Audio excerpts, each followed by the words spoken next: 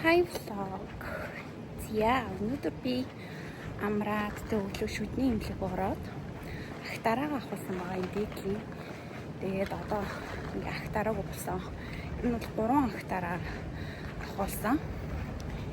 Тэгээд өнөөдөр нэг нь авахулчаад гэртээр хоолой идчихэд одоо яах вэ гэхээр жимбо ирж байна. Өнөөдөр ихний постныхаа сургалтыг авах байгаа. За одоо тэмцээн болоход яг сар хүрэх хугацаа үлдсэн байна. Тэгээ өнөөдөр ер нь постны сургалтыг аваад тэгээ ерөөхдөө нохонд уурчиж шүү. Тэгээд түрүүн постныхаа юуг авчаад сургалтаа авчаад тэгээ араас нь үргэлжлүүлээ шууд бэлтгэлээ ичээд тэгээ бэлтгэлээ тарчаа шууд гэртээ ирж юмнуудаа тавьчаад одоо кардио хийж байна. Өнөөдөр бүр амар халуун өдөр. Тэгээ ер нь амар халах шинжтэй. Тэгээд би ингээд нөгөө заалан дотроо кардио хийх жоохон дургу. Тэгээ гадаа ингээд алхач болгоо идэхгүй бороогүй байвал ерөөд алахгүй алхаа явж байна. Зя өнөөдөр 7 сарын 12 наадмын өдөр. Одоо гэрлэгөө явж байна. Өнөөдөр юу исэн бэ гэхээр өглөө 5 цагаасаа босоод кардио хийгээд тэгээд ажилдаа яваад ажлаа тарчаад танагт орж би бодлох танагт ороод тэгээд шууд бэлтгэл рүүгээ явалт хэлээчээд одоо 9 болох чинь. Тэгэл өглөө 5-аас босоод ер нь зөксөө зайгүй ингэсэн агаад одоо л гэртээ ирж.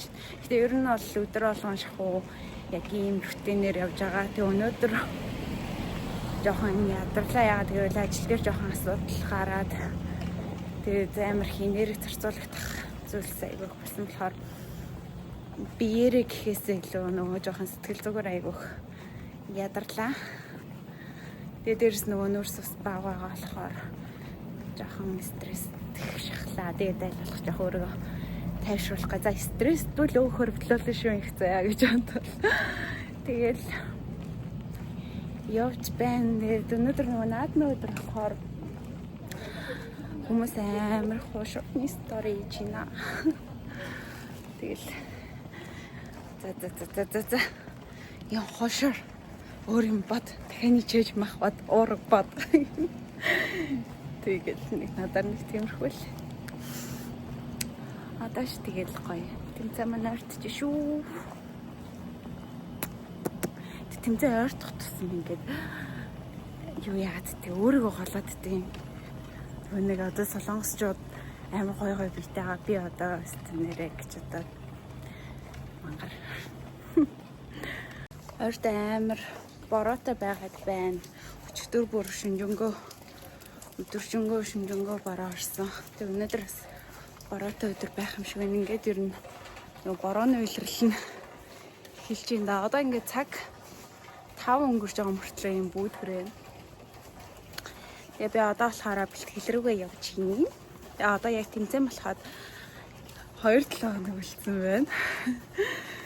Тэгээд одоо юу янда юу гэдэг лээ.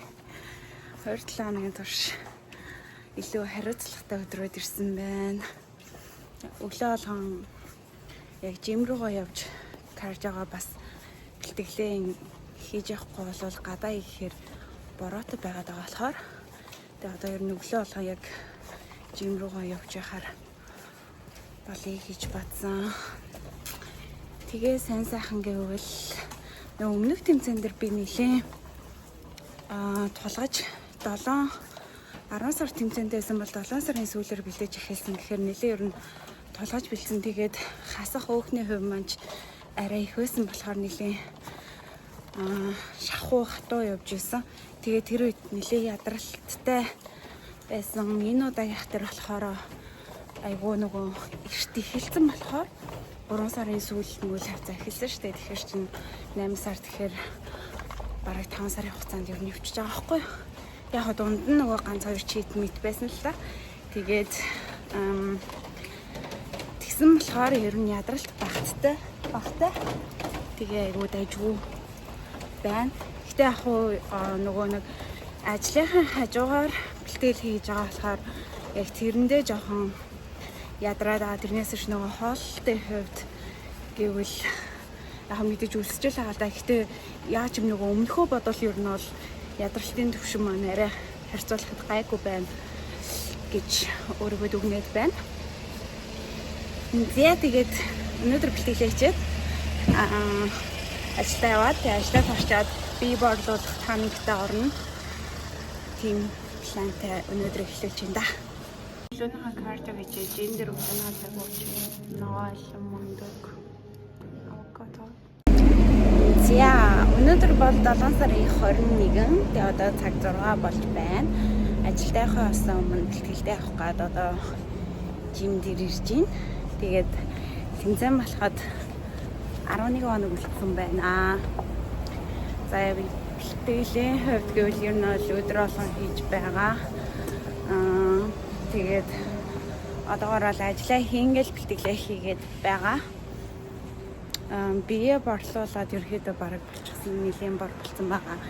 Тэгээд өөр чин бэлтгэл ажиллаас гэвэл хувцас үсгээтэй гутал эмэг зүйлт тиймэрхүү юмнууд маань болцсон. Би пекиныг Монголоос хэлгүүлж авсан. Тэгээд гутал тэнгүүтээ эмэг бүх зүйлийн төр болохоор 5-аас эхэлсэн. Тэгээ ерөн боломжийн үнээр гайгүй байсан. Би чинь дублээ 30 мянган воноор авчлаа. Бараг 30 мянган воноор. Тэгээд эмэг бүгч зүйлтэн тэр нь бас 30 мянга болсон. Тэгээ яг нөгөө солонгос сайт дээрээс захиавал гутал нь 60-70-80 гэд байжсэн. Тэгэхээр яг гутлын үнээр ер нь юмнууд авцсан гэсэн үг. За тэгээ бусад зүйл гэвэл мэргэд шаартаа авчихсан. Одоо тэгээл нөгөө биеийн вакс хүмүүс тиймэрхүү юмнууд үлдсэн. Тэгээд найзаараа мейкап хийлгийн өмнө тэмцээн дээр бодулсан найзаараа хумсаа болохоор одоо миний хүмүүс ингээд юм богинохон байгаа байхгүй. Тэгээ хумс хийлээ гэхээр тэр өдрөө л тэмцээнд оролцоо тэгээ өргөжлүүлээд ажиллаа их болохоор хүмүүс хэлэхжүүл хэцүү байх гэж бодоо зүгээр нэг өдөр юм чинь хүмүүс наач тийм үү гэж одоо шээнээс хүмүүс захиалчихсан байгаа. Зүгээр наадаг хүмүүс тэгчээ гэж бодож байна. Тэгээ мөнгөнд ч арай хэмэлттэй. Йоо манайхаа за би ингээд төгсчлөө. Дөнгөж сая нөгөө сургуулаас мэйл ирээд тэгээ 8 сарын 21-нд одоо заахаа солонгост нэг амар тэмсвэртэй хонхны баяргийн Монголынхтай харьцуулахад тэмсвэртэй болдог байхгүй. Ихтэй яг нэг тийм үйл ажиллагаа болно. Тэгээ 8 сарын 21-нд ирээд диплома аваарай гэсэн тийм мэйл ирсэн. Яа, бүр ингээд догтлоод ах ээ. За ингээд бакалаврын оюутан ямар ч тааш бакалавра хамгаалаад төгсчлөө. Яа, ямар гоё юм бэ. Тэгээд 8 сарын 21-нд сургууль дээрээ гоё диплома авахаар тэр үеийн дахиад бас гоё влог хийнэ. Яа, догтлоод ах юм. 8 сар гэхдээ ер нь амар гоё сар байх нэ. Тэмцээн болоод 8 сарын ихээр тэмцээнд ороо сүүлээр нь диплома авч маад тэгээ бас дунд нь бит хоёр нүүн шинэ байранд орно. Яа. Шууд нөгөө нэг сая мэйл уншаал шууд бичлэгээ хэлүүлчихлээ. Уул нь альчаараа ирэхэд зогсчихсан байхгүй юу? Өргөд усчлаа. Би тэгээд юу яагаад хитэн 2-3-4 сарын өмнө нөө яг энэ сууж байгаа нэг энэ бичлэг хийжсэн да. Одоо нөгөө нэг тарган бахын зовлон турхайн жаргал гэдэг нэг тийм нэртэй бичлэг миний YouTube сувагт орсон. Тэгээд ер нь бол одоо ингээд тэмцээнд ороод фитнесээр хичээлээд өөрөө жин нэмээ жингээ хасаад ингээ явж явах явцдаа ер нь айгүйх юм сурч авч байгаа байхгүй би. Бас нэг тийм их сургууль сурахын дайтай одоо хоол тэжээлийн одоо хоол яана. Хоол шин тэжээлийн одоо ач холбогдолтой одоо тэгээ цаашдаа юу идэж яаж амьдрах тэр талаараа ингээд айгүй тийм мэдлэг цуглуулж байгаа. Тэгээ яг бүрэн гүйцэд ингэж юм одоо хизээч юмыг ингэж нөгөө нэг 100% мэднэ гэж байхгүй штэ. Тэр чинь ингээл судлах тусам мэдэх тусам мэдэхгүй зүйл ингээ ихсэлэн тэгээ дөнгөж ингээл одоо их сургуулийн юугаар ярих юм бол одоо юу юм бэ? Нэгдүгээр курс юм уу? Одоо 10 жилээр ярих юм бол нэг бага ангитай явж байгаа юм уу? Тэгээ миний мэдлэг одоо тэр хавцаа байгаад байгаа байхгүй. Тэгээд ингээ миний одоо ойлгосон юм бол хүү ер нь одоо ингээ жингээ хасахын та нар ч гэсэн энийг үзэж байгаа хүмүүс байх юм бол ер нь бол зөндөө сонсч байсан бах. Одоо янз бүрийн дэглэм болоогоосаа буруу. Энийн оронд эрүүл хоолтыг хэвшүүлээ, эрүүл зөв хоолтыг чухалчлаа гэж яриа л байдаг тий. Тэгээ ер нь бол энийг бол ингээ би ясмахаараа ойлгож байгаа байхгүй юу. За өмнө нь бол би ингээ фитнесээр хичээлгүй байхдаа илүү дэлжинтэй байхдаа YouTube-с дандаа тэгэл одоо 7 хоногт 7 кг тарах, 10 хоногт 10 кг тарах тиймэрхүү дэглэмүүдийг үзэл тэрийг нь туршиж үзээлээ. Тэг мэдээж би турж байгаа. Тэгж байгаа тэрийг ингээд айгүй мундаг сайн байна гэж бодоод байдагсан. Тэгчээд нэг 2 3 хил хаснаа амар их юм бодоод айгүй их юм дараа нь шуналтай гэх чинь нийт чинь. Тэгэл буцаад яг нөгөө хассан 2 3 кг 2 3 баг үржүүлээ буцаад нэмчихэж байгаа байхгүй. Тим нэг тийм тамийн тойрог шиг юмар ингээд яваал нэг л тийм уучраа олчихгүй яг нэг тийм сонин яваад байдаг байсан байгаа байхгүй. Тэгээд яг одоо нөгөө нэг эрүүл хоолно гэдгийг ингээ ойлгоод эхлэхээр амьдралын зуршил олгоод, дадал олгоод тэгээд миний ингээд одоо эмэгтэй хүн чинь ингээл даавраараа ингээ ерөөсө тоглож болохгүй байгаа байхгүй. Тэнгүүт би одоо тэгэж дэглэн бариад ингээ явснараа би ингээ даавраараа айгүйх тоглолт гэсэн байгаа байхгүй. Нэг цусан дах сахарын хэмжээгээ бүр огцон мөсөөл эсвэл нүүрс гинт баг хасангуудаа одоо энергиггүйдэл ядраал тэрнээс болоо стрессдэл тийм нэг тийм сонио одоо хүн амаараа юу идэж байгаа нь тэр нь одоо байгаагийн биеийг бүрдүүлж байгаа штэ мэдээж. Тэнгүүт би ингээд одоо муу нүрс ус гэж юу, сайн нүрс ус гэж юу тэрийгээ ч ингээд ялгаж мэдэхгүй явдаг байсан байхгүй. Тэгээд одоо болохоор энийгээ зах тухаас нь ерөөдөө ойлгоод зохицуулаад яг яаж тэнцвэртэй хооллох уу гэдгийг ер нь ойлгож эхэлж байгаа. За тэнгүүт та хэдэд ингээ баг саг ингээд өөрөө ойлгосон зүйлээсээ хуваалцъя гэх юм бол хүү ер нь өглөө босоод юу идэхээсээ л бүх юм ингээд айгу юу яадаг нөлөөлдөг. Өглөө ингээд талах ч юм уу те ямар нэгэн одоо нүрс ус ихтэй, сахар ихтэй мэдчихэл юм бол одоо дүнгэж өглөө босонгуудаа ус чуухгүй тий, кофе мофе уух ч юм уу тий, тэр бол ингээл хүн зүгээр ингээ бие одоохондоо ингээд зүгээр юм шиг яваад байгаа ч гэсэндээ хэдэн жилийн дараа тэр ингээ ямар нэгэн байдлаар ямар нэг эргэтэн гिचэн одоо муудгацсан ч яах юм уу тий, тийм нөлөө үр дагавартай учраас өглөө босоо юу идэхээ бас зүг сонгох хэрэгтэй. За тэгэхээр өглөөний хоолнд юу идвэл зүгээр юм бэ гэхээр уураг, за нүрс ус, тэнгуүтэй өөх тас. За яг чиний одоо өглөөний ингээд хоол идэх тавган дээр чинь уураг байх хэвээр, нүрс ус байх хэвээр, өөх тас байх хэвээр гэл ингээд бодож байгаа нь шүү дээ. За жишээ авах юм бол уураг гингүүд одоо өндөгтэй мэдээж одоо нэг 2 ширхэг чанс өндөх ч юм уу, тэр эсвэл оливын ойлонд шарсан өндөх ч юм уу. За тэгээ өөх тос гингүүд нь авокадо гэж болж байна. За Монголд байгаа хүмүүс маань гоё ингээ шар тос цагаадыг идчихэж болж байна. За тэгээ энэ дэдэлт нь нүрс ус гингүүд одоо юу чинь жимсэж болно шүү дээ. Банан ч юм уу, алим ч юм уу. Тэгэл ингээд амар гоё эрүүл тэнцвэртэй өглөөний хоол болчихж байгаа байхгүй. Тэгэнгүүт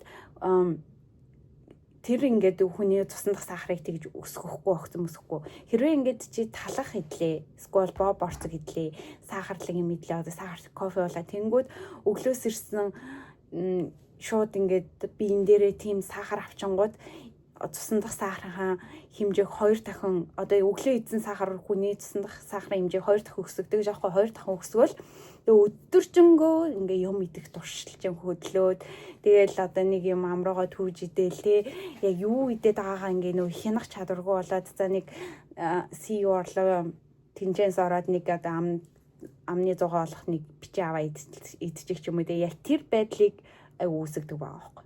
Тэгэхээр өглөөний хоолой гоё тэнцвэртэй идээд за өглөөний хоолыг идэхээс өмнө бүлээн ус уу хүүт ус биш шүү бүлээн ус мэдээж ингээ ходоод ч ингээд сэрэнгүүд хүүтийн ингээ залгилж ингээ бодлоо зүгээр. Тэгэхээр ингээд нэг ходоод ч айгүй цочирдэн штэ. Тийм болохоор гоё бүлээ ус ингээ уугаад за болвол ингээ гоё алюминий цум уу эсвэл юм уу юу гэдэг тэр усаа гоё баяжуулаад ууж болж юм. За тэгээ ингээд явж агаад усаа уусныхаа дараа 30 минутын дараа өглөөний цаг ууж штэ. Тэгээ өдөр нь юу идэх үү гэхээр өдөр бас муу адил гоё эслэг ихтэй, уураг ихтэй, ногоо ихтэй одоо тийм гоё шим тэжээлтэй хоол идэн. Тэрэнд нь одоо юу ч хийж болно ш мэдээж махнаасаа гоё уураг авчна. За тэгээ нүүрс ус гэвэл хүмүүс нөгөө турлаа ихгүй будаагаас нь гурлаа хасна гэдэг ш. За гурлыг бол хасж болж байна. Гурлыг гэхдээ орлуулад бүхэлдээ гурлыг идэж болж байна. Цагаан гурл биш. Будаа л идэж болно ш. Гэхдээ одоо нөгөө хэмжээг нь тааруулж будаа идэж болж байна. Эсгүй болол төмөс идэж болно. Төмөс ч бас нүүрс ус. За тэгээ гоё нөгөө ногоонууд брокколи юу гэдэг нарийн ногоонууд. Тэгээ гоё бас ингээд тэнцвэртэй хооллолчих жоох байхгүй. За тэгээд тэрнийхээ аранаас дахиад нэг 4 цагийн дараа муу адил нэг тийм хоол ч юм уу тий. Одоо жишээ нь Монголд байгаа хүмүүс маань ингээд амар гоё адтай амар гоё мах идэж байгаа байхгүй. Одоо нөгөө жинхэнэ малын ингээд хээр бэлчиж байгаа сайн чанарын өвс ногоо идсэн тийм гоё малын мах идээд чанартай тийм гоё уураг идэж байгаа байхгүй. Тэнгүүдээ манайхны ихэнхийнх нь гаргадаг алтан тийм гоё мах чанартай тийм мах идэж идснийхаа дараа араас нь кола өвчдөг. Тэнгүүд ямар ч тийм ингээ гоё нөгөө нэг хоол мод идсний байхгүй тэрийг алаа ичиж байгаа байхгүй. Кола бүр хүүтэн кола өвчин. Тэгээд тэр одоо ходоод модоод нойр булчирхаа тэр бол ингээ будаа болж байгаа байхгүй. Яг тухайн үед хүн ингээ залуу мэдхгүй байхлах л та. Тэр чин тэгэл нэг хэдэн жилийн дараа ингээд тэрийг ингээ анхаарахгүй яваалах юм бол нэг зүйлч ингээ өвдөж эхлэх л ах гэж бодож байна. За тийм байна. Тэгээд одоо тэгээ өдөр нь тийм нүүрс устай ингээ хоол идчихэж байгаа штэ 2 удаа тиймэрхүү хоол идлээ. Тэнгүүт орой болохоор тэр будаагаа идэхэд болж байгаа төмсөө идэхэд болж байгаа зөвхөн ингээ уураг идчих. Ногоо биш махаа идчих. Тэгэл гоё одоо ингээд нэг тийм тэнцвэртэй айгүй амархан энгийнээр ингээд ингээ асж байгаа байхгүй. Жингээ хасангаа одоо шин өөрт хэрэгтэй бит хэрэгтэй ингээ шин тэжээлээ бидээ авчиж байгаа. Өөрхөн өдрийн макро шин тэжээлээ ингээ бидээ авчиж байгаа. За тэгээд аажмаар ингээд гоё жингээ ингээ эргүүлэр хасаавчиж байгаа байхгүй. Бидээ илүү ашигтайгаар. Тэгээ энэ ингээд явсараа гоё амьдралын хэм маяг болоод тогтчихно. Тэгээ одоо ингээд ялангуяа бид нар одоо эмэгтэй хүмүүс эрэгтэй хүмүүс ч гэсэн адилхан. Ер нь эмэгтэй хүмүүс ялангуяа одоо ингээд одооноос ингээ гоё өөрхөн бидээр зөв эрүүл юм тэнцвэртэй хоолтыг ингээ таатал болохоо явуучих юм бол ирээдүйд бид нар ч гоё ээж болох хүмүүс те ээж болох хүмүүс чинь хүүхдүүдтэй юу идэхин одоо багаас нь гоё тэр хоолуудыг зөвлөх ёстой шүү дээ. Тэгээ өөртөө ингээ буруу хаалдаг байж хүүхдтэй ногоо идэвлэх гэж байж болохгүй шүү дээ. Тэгэхээр одооноос ингээ гоё тэрийг ингээ өөртөө хөвшил болгоосай гэсэн үднэс хуваалцж байгаа юм. Би бас яг нэг тэгж боддог юм болохоор. За тэгээ мэдээж усаа сайн уух хэрэгтэй. Хамгийн сайн юм чинь усаа сайн уу, ногоон цай сайн уу. За тэгээд сахарын хэрэглээгээ бүр ингээд огт хасаж чадахгүй шүү дээ. Мэдээж хүн чиндээ гоё баяр ёслол болно. Торт идэндээ тэрийгээ ингээд идэх учраас огт хасна гэж бодож тархиндаа ингээд өөртөө дарамт учруулахгүйгээр за 7 хоног биш 7 хоногийн одоо 6 өдрийн тийм гоё эрүүл хоол мол идчихлээ гэж бодъё. Нэг өдрийн зүгээр өөртөө дуртай мэдэх өдөр болгочихлоо л доо. Тэгэх юм бол ямар ч тийм дарамт байхгүйгээр гоё тийм одоо нэг өдрийн идчихэж байгаа юм чинь ч гэсэндээ өөртөө ч үнцэнтэй санагдах байхгүй юу.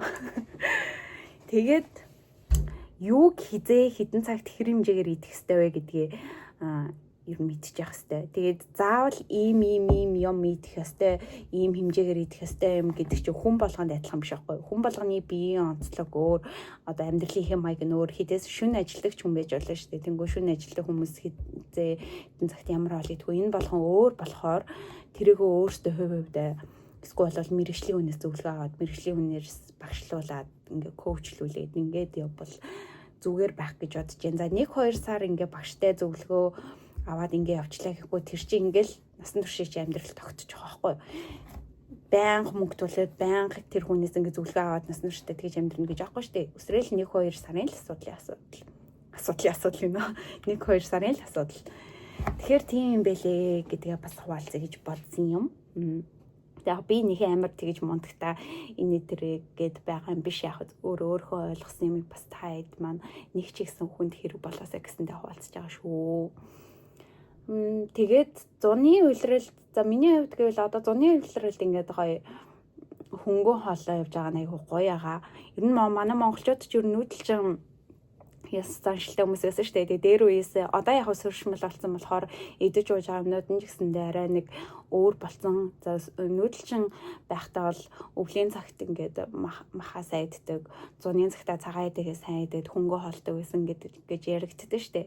Тэгээд хөнгөн хоолоо явж байгаа болохоор би маань хөнгөн тэгээд ирч хүчтэй айгу дэжгүй байгаа.